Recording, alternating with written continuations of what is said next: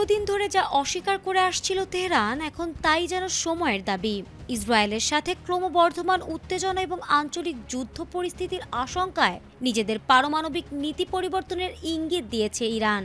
দীর্ঘদিনের শান্তিপূর্ণ পারমাণবিক কর্মসূচির অবস্থান থেকে সরে এসে দেশটিতে এখন প্রকাশ্যে পারমাণবিক বোমা তৈরির পক্ষে জোরালো দাবি উঠছে। কট্টরপন্থী নীতি নির্ধারকদের এমন অবস্থানে বিশ্বজুড়ে নতুন করে উদ্বেগের সৃষ্টি হয়েছে। ভূ রাজনৈতিক বিশ্লেষকরা শুরু থেকেই বলে আসছিলেন, ইরানের যুক্তরাষ্ট্র ও ইসরায়েলের যৌথ সামরিক তৎপরতার প্রধান কেন্দ্রবিন্দু ছিল ইরানের পারমাণবিক সক্ষমতা গুড়িয়ে দেওয়া। ইসরায়েল বারবার দাবি করে আসছিল ইরান গোপনে পারমাণবিক বোমা বানানোর পথে অনেক দূরে এগিয়ে গেছে, যদিও ইরান একে পশ্চিমা অপপ্রচার বলে উড়িয়ে দিয়েছিল।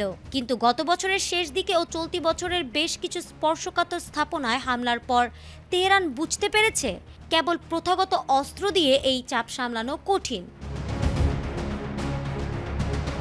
সম্প্রতি ইরানের পার্লামেন্টের ৩৯ জন সদস্য দেশটির সর্বোচ্চ জাতীয় নিরাপত্তা পরিষদের কাছে একটি চিঠি পাঠিয়েছেন। এতে তারা বর্তমান প্রতিরক্ষার ডক্ট্রিন বা সামরিক নীতি পরিবর্তনের দাবি জানিয়েছেন। তাদের মতে ইসরায়েলের পক্ষ থেকে সরাসরি হামলার হুমকির মুখে টিকে থাকতে হলে ইরানের হাতে পারমাণবিক অস্ত্র থাকা এখন সময়ের দাবি। ইরানের রাজনৈতিক মহলে এই আলোচনা আগে অনেকটা গোপনীয় থাকলেও এখন তা প্রকাশ্য বিতর্কে রূপ নিয়েছে।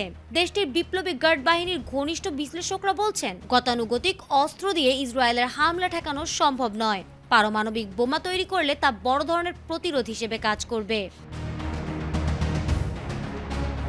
যদিও ইরানের সর্বোচ্চ নেতা আয়াতুল্লাহ আলী খামেনির একটি পুরনো ফতোয়া অনুযায়ী পারমাণবিক অস্ত্র তৈরি নিষিদ্ধ, তবে বর্তমান প্রেক্ষাপটে সেই অবস্থান পরিবর্তনের সুযোগ আছে বলে মনে করছেন অনেক সংসদ সদস্য। আগে যেখানে বোমা তৈরির কথা বললে ইরান সরকার কঠোর প্রতিবাদ জানাতো, এখন সেখানে রাষ্ট্রীয় টেলিভিশনের নিয়মিত বিশ্লেষকরা পারমাণবিক সক্ষমতা অর্জনের প্রয়োজনীয়তা নিয়ে যুক্তিতর্ক দিচ্ছেন। অর্থাৎ যা ছিল গোপন তা এখন প্রকাশ্য। তবে ইরানের এই প্রকাশ্য অবস্থান মধ্যপ্রাচ্যের ভূ রাজনীতিতে নতুন অস্থিরতা তৈরি করেছে। যুক্তরাষ্ট্র ও ইসরায়েল বারবার হুঁশিয়ারি দিয়েছে যে তারা ইরানকে কোনোভাবেই পারমাণবিক অস্ত্রধারী দেশ হতে দেবে না।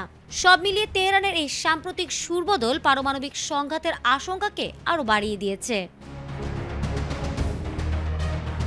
ফারহানা হক, এটিএন বাংলা।